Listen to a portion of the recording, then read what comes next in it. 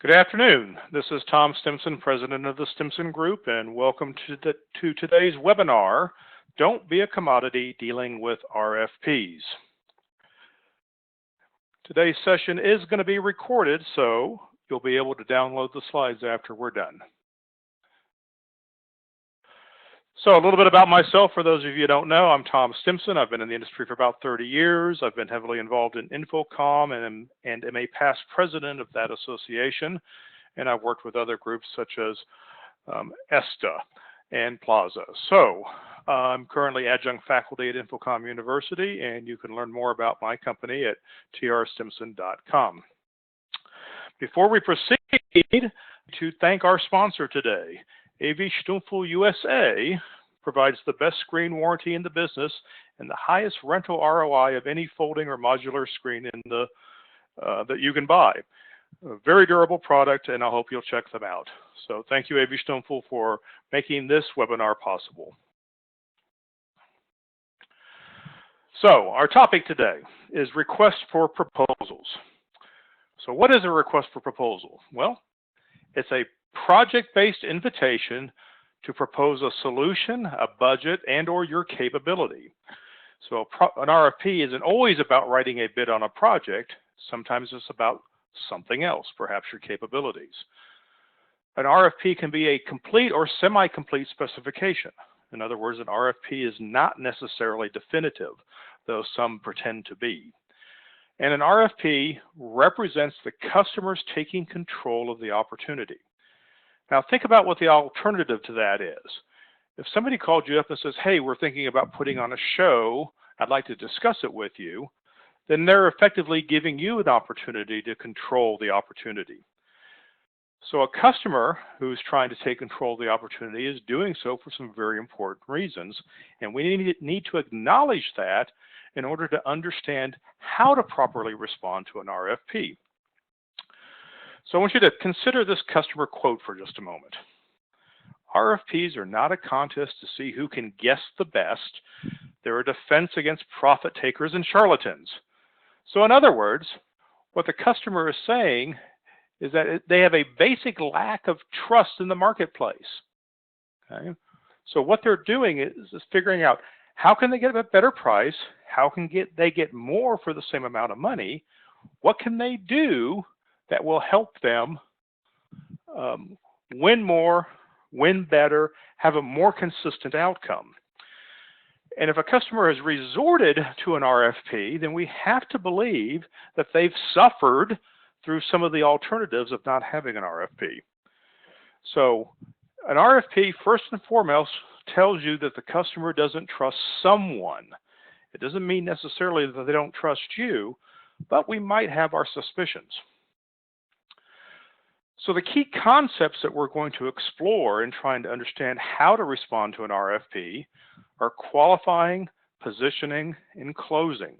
And we'll go through each one of these in detail and then talk about how they manifest themselves in the process. And then we have one bonus concept. And if you'll stay to the end of the presentation, I promise I will give it to you, but it's the answer to the question, what do I do if all else fails? Tom, if I do everything that you described and I'm still not making any headway, what else can I do? And I've got that one more thing for you. Now, I also have to establish some other fundamental concepts because you have to understand where I'm coming from in order to see how this process can work. One of my fundamental tenets is profit is more important than revenue. If revenue is all you really want out of a relationship, if revenue is your goal and profit is secondary, there's a whole nother webinar on how to run yourself out of business. Okay? We're going to focus on profitable business. Okay? The second fundamental concept is that bidding on jobs that you can't win is a waste of resources. Okay? As salespeople, very frequently, and I don't want to characterize all of them, but some of them like to bring in RFPs because it makes them look productive. You ask them to go find some business, they're going to bring in an RFP, you're going to bid on it, you're going to lose the business, but hey, at least they tried. But what you ended up doing was using a lot of very valuable resources, and you wasted time that could have been spent on trying to find better customers. And the third concept is that If a buyer won't take the time to get to know you, then they're not going to hire you unless it's only about price.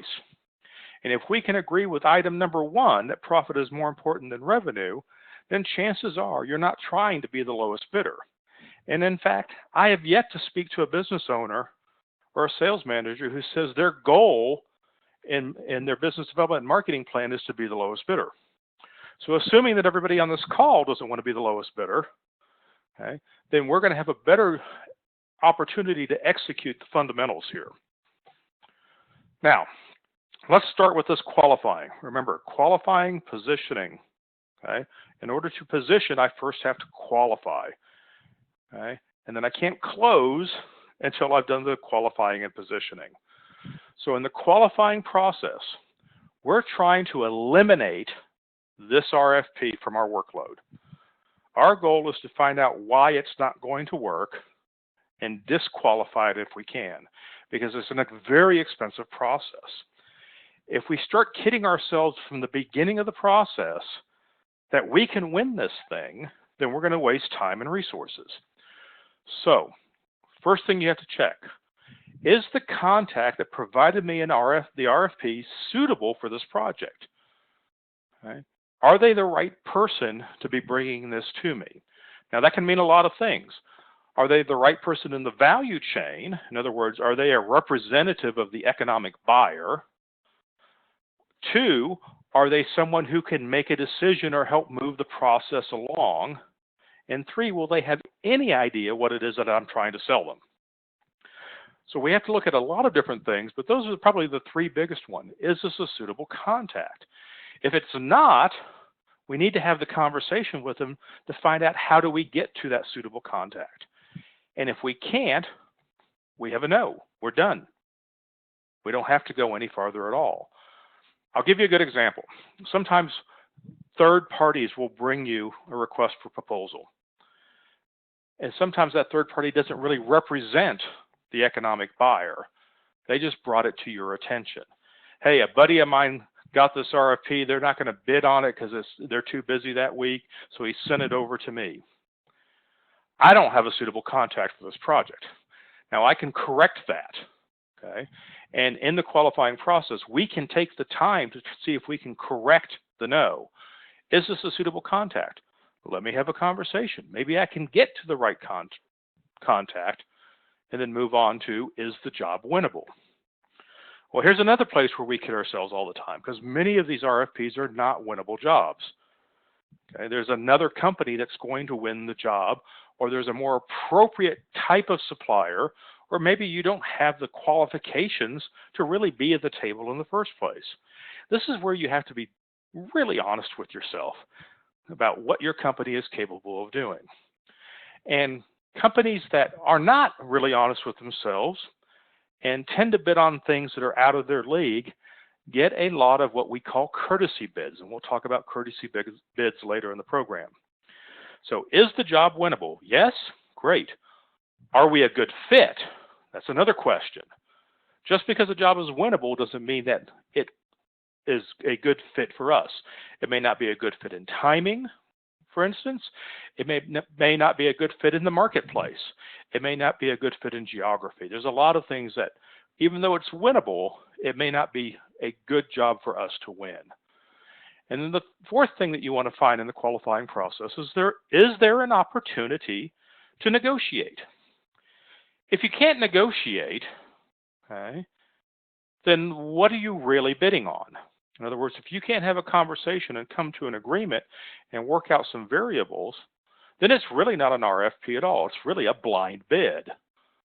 Okay? If you don't have an opportunity to negotiate, I suggest you probably need to spend your time elsewhere. Okay? This is probably the worst case scenario of why people put out RFPs, is because they don't want to negotiate. They want to dictate the terms and the outcomes and find the lowest possible price. Again, probably not the business you're looking for. So, how does this look?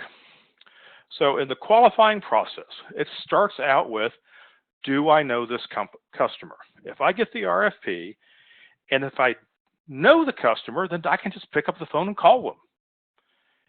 If I don't know the customer, I can still pick up the phone and call them. So whether I know the customer or not, my next step is to have a conversation with them. Now, people will always ask me, well, Tom, can I send them an email? Well, yes, you can, as long as the email leads to the conversation. Okay? And I do famously tell the story of having a client that I did business with by email for years, but we had conversations all the time. So have the conversation. And when you get that conversation opportunity, you've got a couple of questions that you need to clear up. One of them might be, why are we on this bid list? Why us? If they can answer that question, it will help you understand whether or not you're really qualified to do this job. Okay? Is the job winnable? Are we a good fit? Going back to the previous slide, these are questions that we can answer with why us. The second question, why an RFP? Go back to my earlier customer quote about why RFPs exist, because basically they don't trust suppliers. Find out what the circumstances for this RFP are. Okay? There may be something that will play to your advantage, or there might be something in that that will disqualify you. Okay? So we're still going through the qualifying process. This is how we do it. And then if there's specific criteria in the RFP, particularly if it's criteria that you don't understand or don't agree with, ask the question, why this criteria? Help me understand why this criteria is here and why it's here this way. And what you may discover is that there's a third-party advisor, for example, who's telling the customer this is how the job needs to be done. And there's probably a story behind that. So there's lots of circumstances that you can work through in this conversation.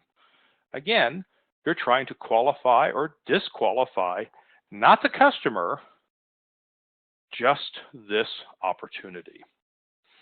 So if you disqualify it in this conversation, you can politely say, I don't think we're the right supplier, and here's the reasons why I don't think we will participate, but thank you for thinking of us, and you can end this opportunity now. Or you can determine that you are qualified, you would like to move forward, which means it's time to extend an invitation.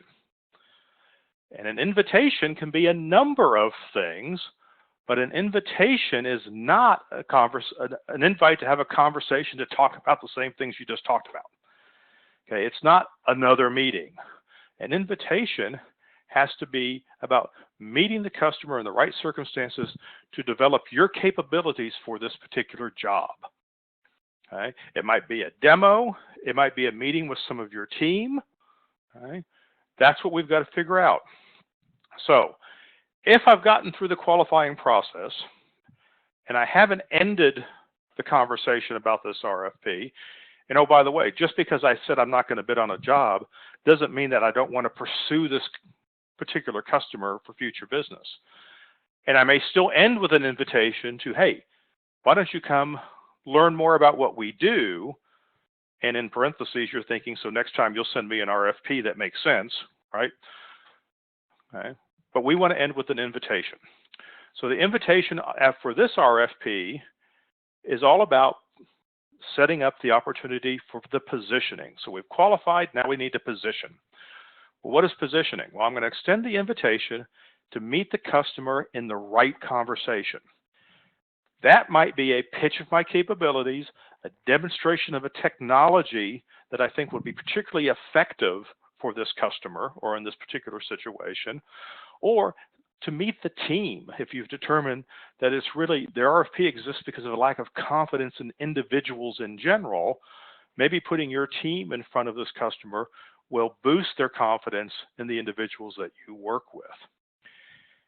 In this positioning conversation or capabilities pitch or whatever it turns out to be, you want to build a rapport so that you can turn this into a conversation about the project.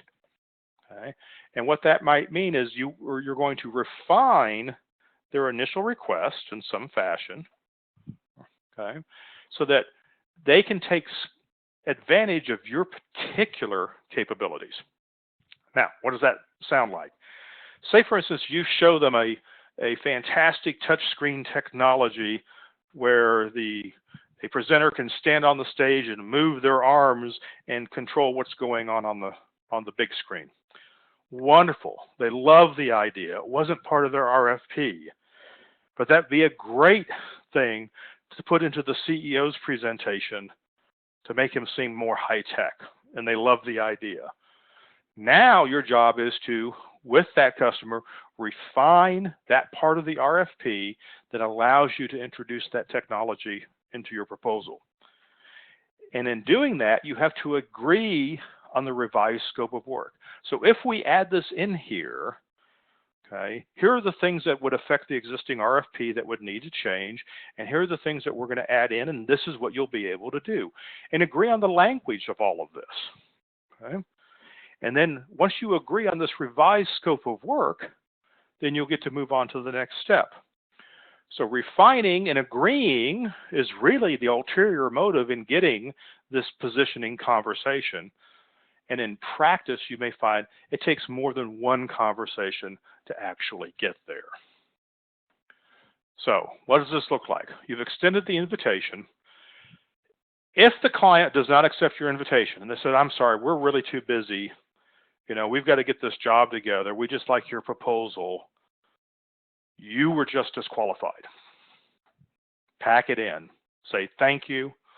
We'd love to work with you in the future when you have time to learn about what we can do. We'd be happy to have you over here and talk about a future project. Okay? It's not the end of the relationship, but it's really the end of the amount of time you need to spend on this RFP. So the invitation doesn't have to be elaborate. They don't necessarily have to hop on a plane. You can execute the invitation by web. Okay, it's not the huge commitment in time, and it doesn't need the lead time that many of you might be thinking it does right now. It's a fairly simple invite. Okay, and if they're not willing to do that, they were never going to give you the job in the first place.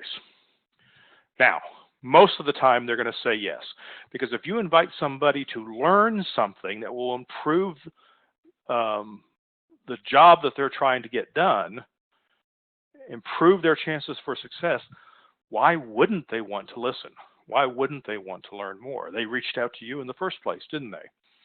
So let's assume that you got a yes, and you meet. Okay? You do your pitch. You do your refinement. You've now created a competitive advantage that you all both agree upon is going to go into the proposal. Now we get to the closing phase. Having been through this process, which can happen in a matter of days, I'm going to submit the agreed upon scope of work to the customer. Here's what we talked about. Here it is in writing. Please reaffirm that this is what we agreed is the right solution for this job, and ask them if they have any other ideas that they would like to include before you go and write the job out.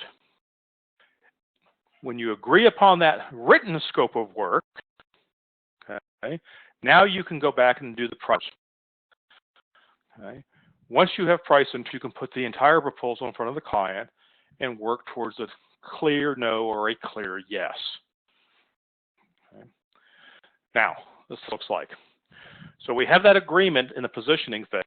You revise the scope of work, you show it to the customer. If it's what we're going to move on.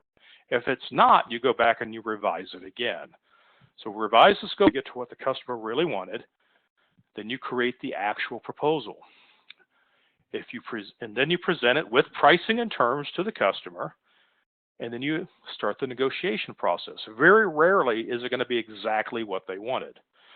But hopefully you've developed a rapport that will give you the opportunity to have a conversation. Say, oh, Tom, I got your proposal, but this is not what we were expecting in terms of price. And oh, we can't pay 50% down. Great.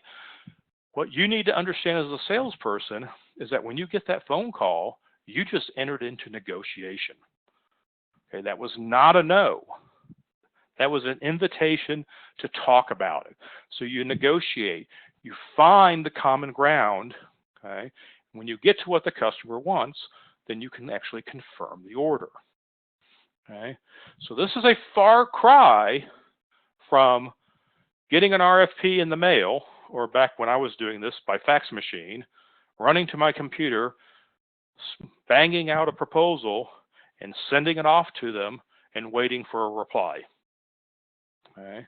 This is an interaction on a qualified job.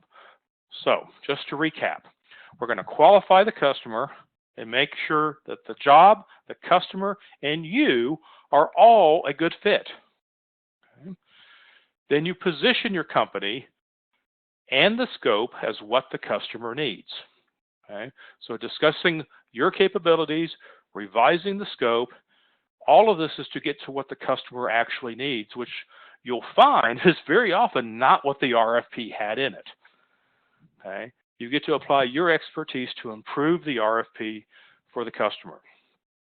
And then the final process is to close the deal by matching the budget and the scope to their needs. So if we understand their needs and we can give them a scope of work that meets their needs, then all that's left to do is negotiate the price and the terms. Okay. All right. So the next phase in our conversation, as my computer locks up,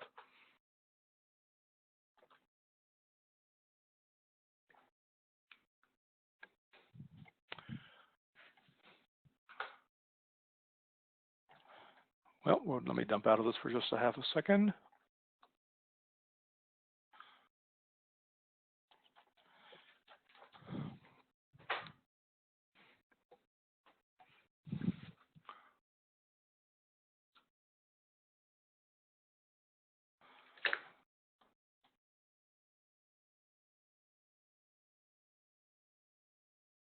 Wow, found a button that worked. Thank you for your patience. All right, we're going to talk about the 4 different types of RFPs. Okay, the first one is a non-bid. So the RFP comes in, your boss asks you what kind is it. It's from a regular client. They generally know what they want. No one else is going to bid on it. This is a non-bid RFP. It's a request for proposal, but it's not going out to bid. Now, just because you've done the job forever or worked for the client forever doesn't mean that you're going to win. You have an 80% chance of winning. Okay? No one else is going to bid, but that doesn't mean that you're not going to lose. The second type of RFP is a verification bid. A verification bid is something that you have a 60% chance of winning.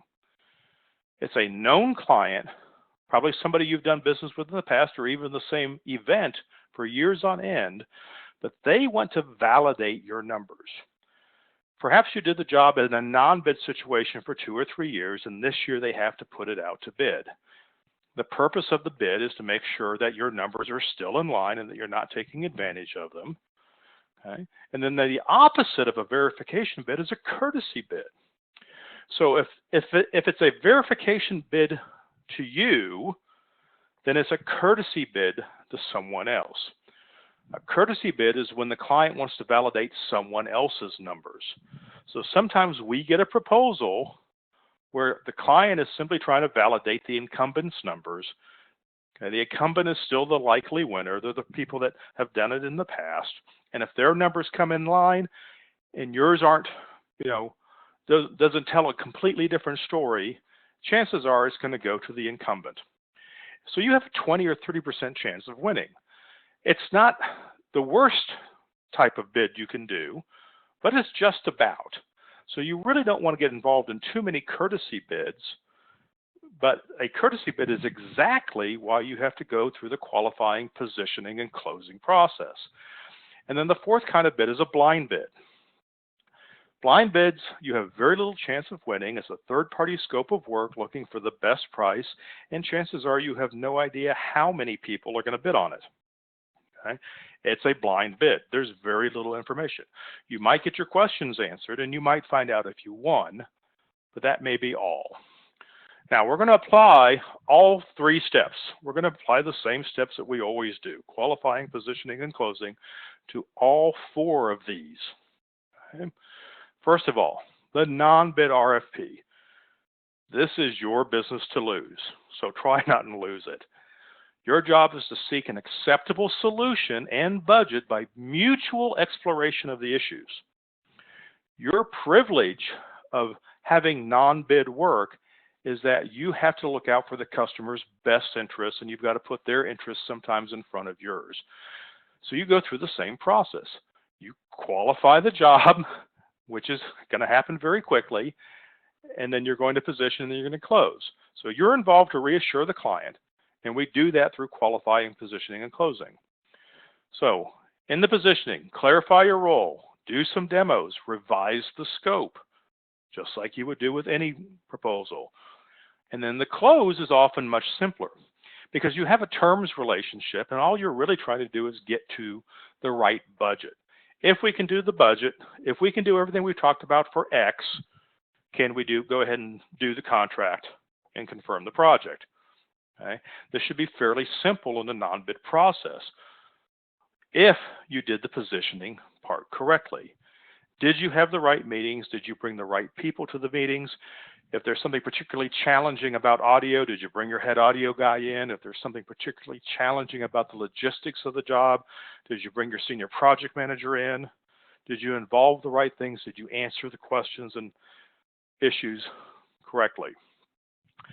The non-bid proposal, you're going to do it from one of two ways. You're either going to work from the budget, we have $150,000 and here's what we're going to do, or you're going to say, we need to do these 5 things, these elements, and here's the price for each one. So it depends on what the client is and what's appropriate for this job. If there's a discussion about options and upgrades and variations on the job, then I suggest you work from the known elements, give each element a price, and then give prices for the options and the optional versions. In a non-bid, you can leave contingency money in. This is the only job you can do this on. You can leave contingency money in so you can say yes to small changes later. And there's nothing wrong with telling the customer that it's there. Okay.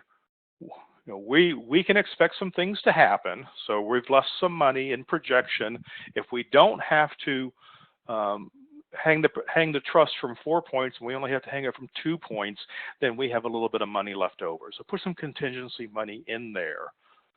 Okay. In a verification bid, you are the incumbent or preferred supplier. In other words, very much like the non-bid, except it's going out to multiple companies this time. Your ideas are going to be shared with other potential suppliers. So when you collaborate with a customer like you always do, okay, just understand that now your ideas and solutions are going to go out to the other suppliers as well. The playing field is level. And the buyer is typically going to work with the best first or second pass solution. If they like your solution and you're the only one who can do it, your numbers have been verified. If they like your solution, but they like somebody else's solution, you're going to get a second pass. And you have to go through the process one more time, and then they're going to pick the best solution for them. So there's going to be some iterations in a verification bid process that you wouldn't normally have with this favored client. So the process is the same: qualify, position, close, qualify. Reaffirm that you're right for the job. If they put it out to bid, it's fair to ask if there's something that's changed that would disqualify from you. Get the reassurance or at least have an understanding about what's important for them to qualify in this process. You move into the positioning like you always will. Extend the invitation. In that meeting, clarify your role. Maybe it's different in this particular project. Do some demos. Remember, they're going to be shared with your competitors. Revise the scope. Everybody else's scope will get revised. Okay? But very important, determine that price is not the deciding factor. So if they're trying to validate your price, that's good, that's fine. Make sure that their goal is not to simply give it to the lowest bidder, that there's still something that's more important to them. There's a second or third criteria. And I will tell you, it's the second and third criteria that actually decides who's going to win the job most of the time. Price is very rarely the deciding factor. Figure out what number 2 is, focus on that. And if you, in the closing process, if for some reason you can't close, okay, agree to a right of first refusal. Say, you know what, if the other supplier comes in and at a lower price or with a different solution, please give us an opportunity to revise our proposal. Okay? Ask for that courtesy from your regular customer. You won't always get it, right? But at least you've made the effort to try and remain in the game and meet their best interests and needs. So, your proposal. This is not the same as your non-bid proposal. If you treat it like a non-bid, you will lose the work. You want to write a tight scope of work. If you do any value-added services, you need to itemize those. If you give them away for free, itemize them as free, but make sure that they're noted in there. Because if they're in your proposal, then they have to compare the other person's proposal to see if they're there as well. Okay? So make all of your subtleties very obvious. Don't put any contingency money in. Don't put in any options that are not included in the RFP. Do what I call, when I'm a sales manager, I say bid it straight. Okay? Don't put in any surprises, nothing subjective. This is exactly what we will do. And that right of first refusal guarantees you a closing opportunity, in which case you can have a conversation or put a clause in there that says that you would like to have the opportunity to revisit the scope or the project in some fashion if for any reason our proposal does not meet all of your needs. Okay? So you're not necessarily asking for a contract and a written right of first refusal, but you could have one on the human level that says, yeah, if there's something just a little bit wrong with how you're doing it, or we have a slightly better idea, we'd certainly give you an opportunity because of our long relationship with you. Have that conversation, play that card. And you can do that because this is not a courtesy bid. Courtesy bids work a little bit differently.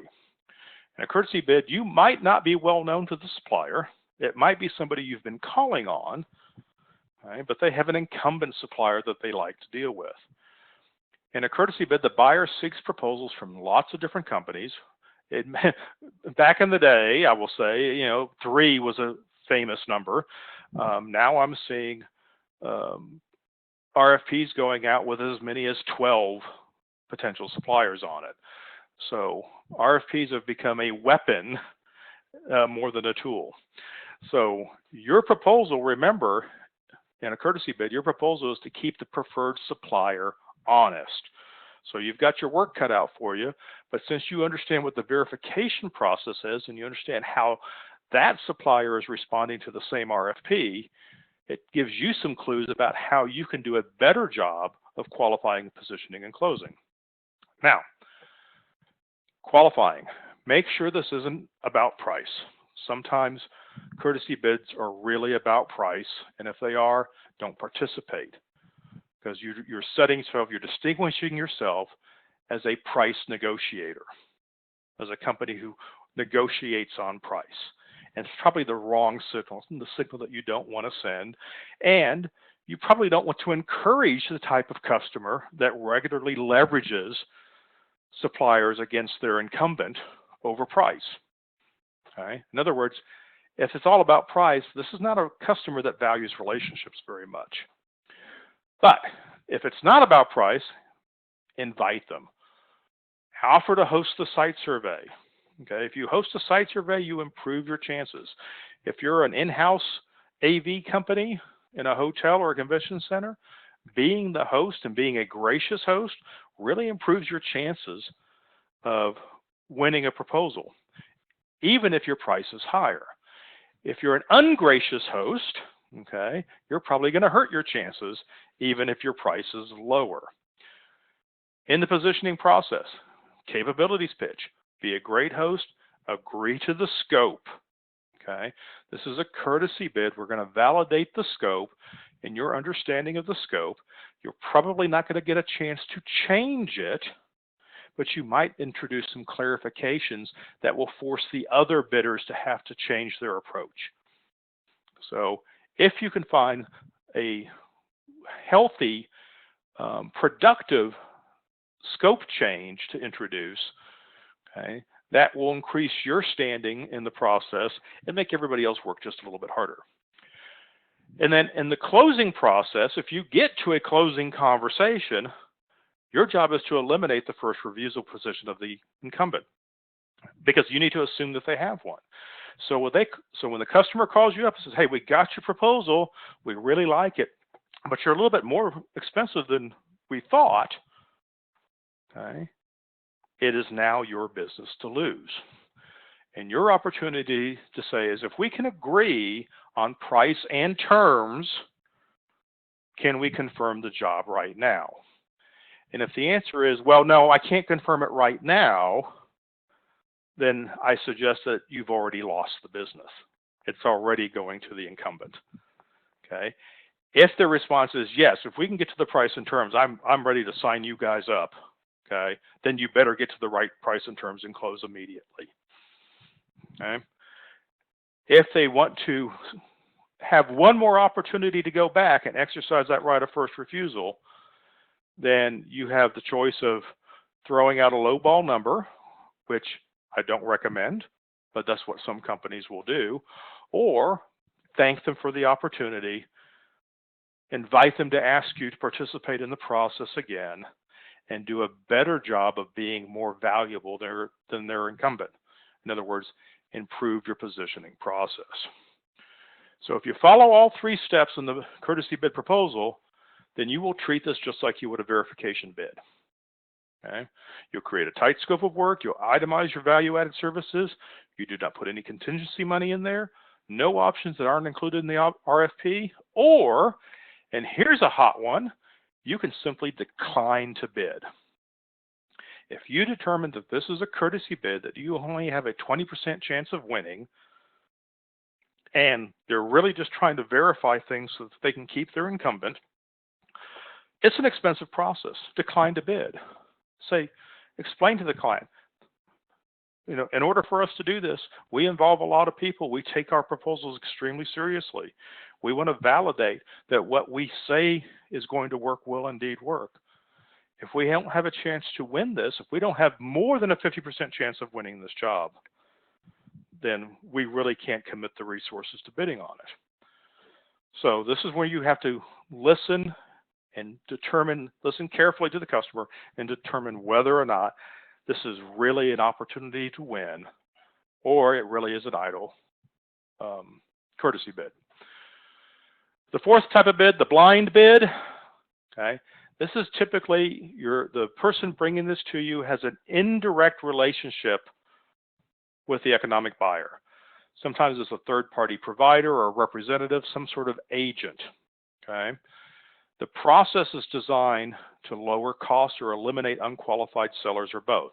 So the third party is often hired to eliminate unqualified companies from participating in the process, or let them participate and let them waste their time and money, and then they just throw the bid out and only present the qualified proposals back to the economic buyer. Okay?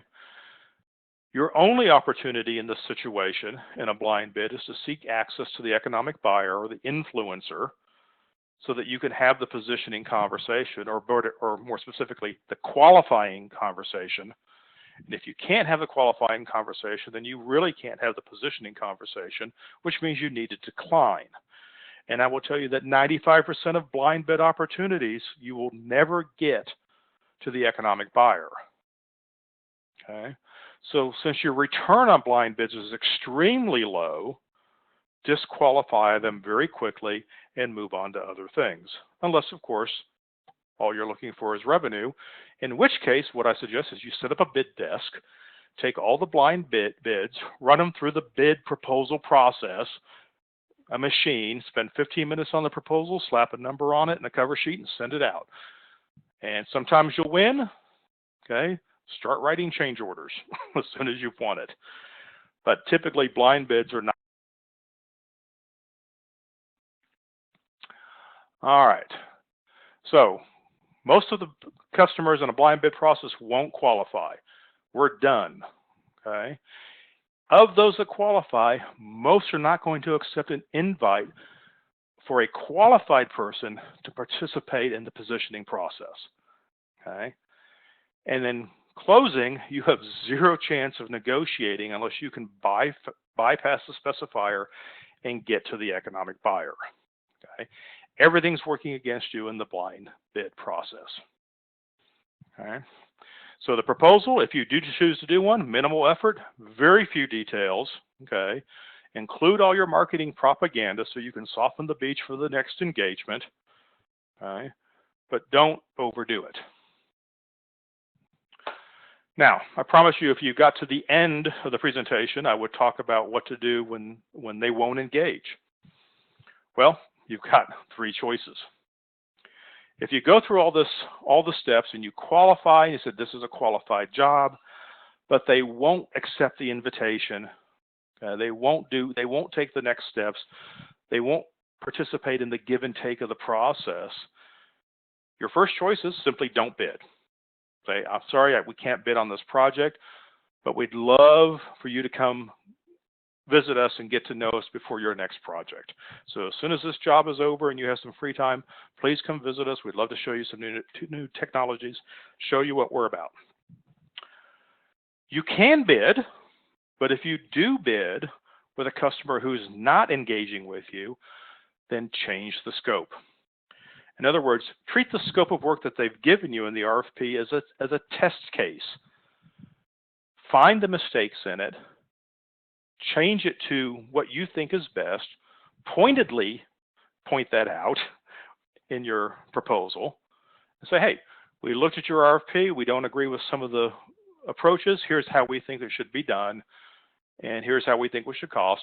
And it would be a very simple, you'd rewrite the scope of work, you wouldn't give them any equipment details, you would simply lead them to a price, okay, send the marketing materials, and move on. Your third option is to bid the scope exactly as they've asked for it, but create terms in there that says if they accept your proposal, that a new scope of work will have to be worked out before you will do the job. In other words, we're happy to respond to your RFP.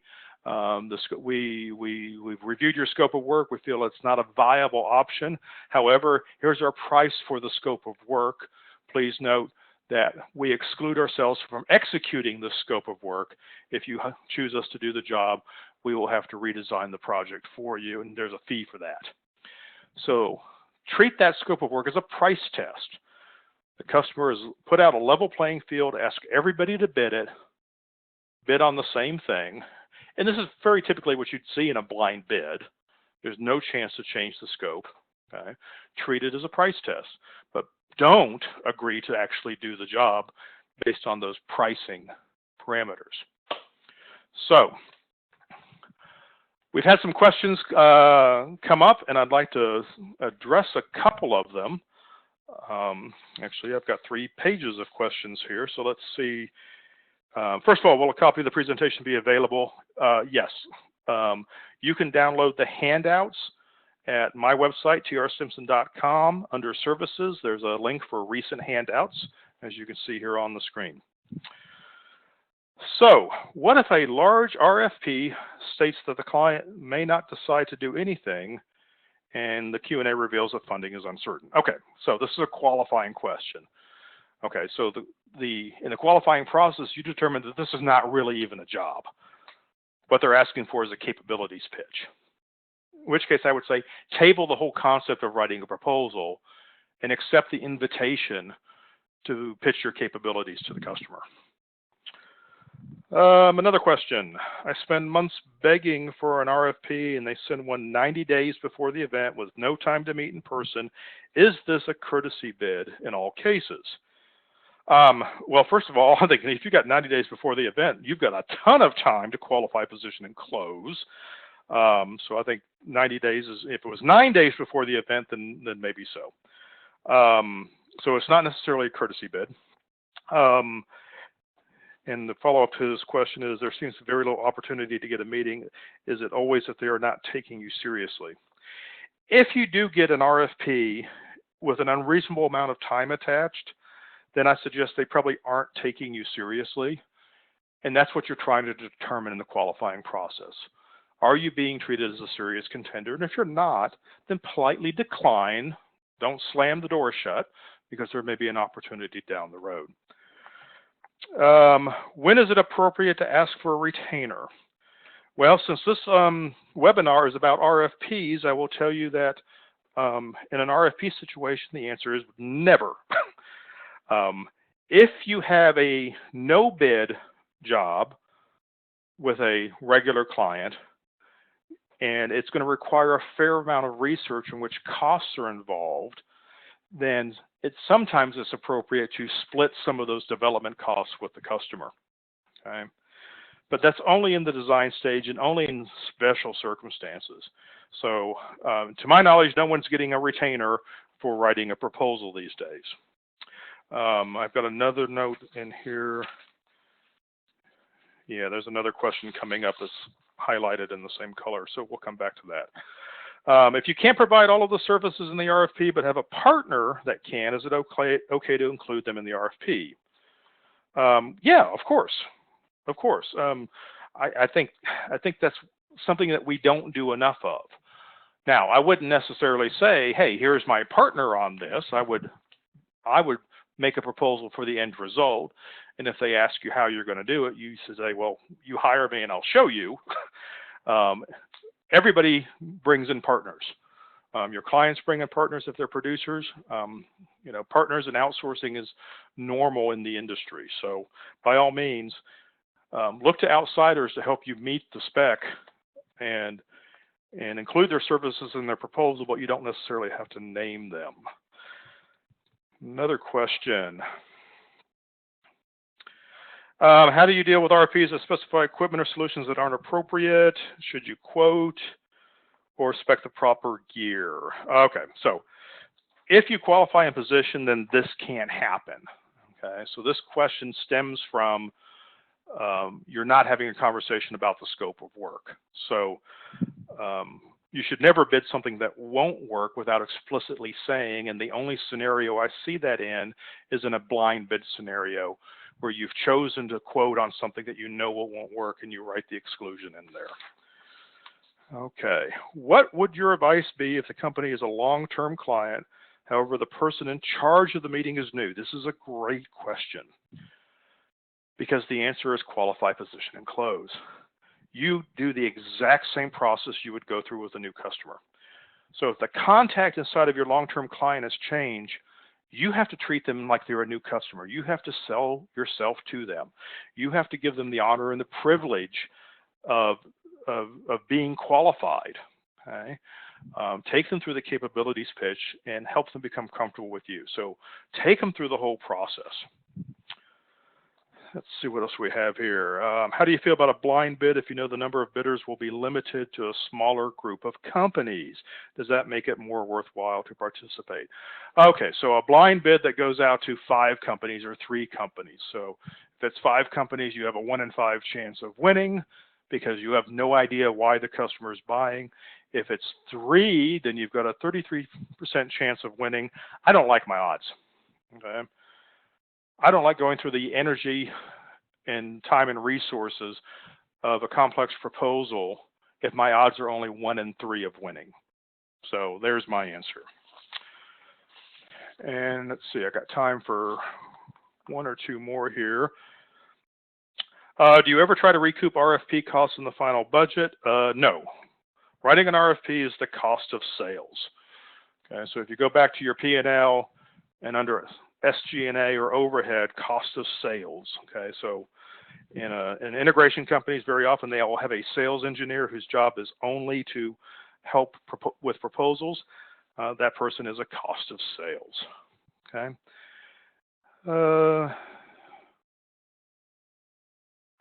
So positioning is not always realistic, even with clients in the Fortune 50. Most times we only get to ask questions, but don't have a one-on-one conversation to change scope. So the question is really, we're dealing with some really large companies here, and we don't get to have this whole positioning opportunity here. And so my response to that is that you did not qualify that customer. Okay, you're not really a contender if they won't engage in a positioning conversation with you. Maybe you're too small, maybe you're too far down the food chain, but the fact of the matter is you're not going to win this job, okay, with the economic buyer. So you have to decide whether or not there's somebody else in the value chain that you need to be talking to. So if the economic buyer is the senior vice president for a Fortune 100 company in some skyscraper in New York, okay, they're not going to decide whether or not to hire you. So you need to redirect your energy to the person that is going to decide. And I'm sorry, the meeting planner, marketing manager person who's in charge of a meeting for 5,000 people has time to talk to key suppliers. And if they don't, then you're not a contender, move on. Do you find success when following up after losing an RFP, even after the event has taken place? Yes. Yes, I do. I do find success in that. If you've gone through qualifying positioning and you didn't win the job, okay, you really earned the right to follow up. Okay, the client's taken the time, and if you wrote a proposal, it's because the client agreed that you were qualified after going through positioning, and that your solution was viable. Okay, the fact that you didn't win doesn't mean that you were a failure. It just means you weren't the right company at the right time. Follow up.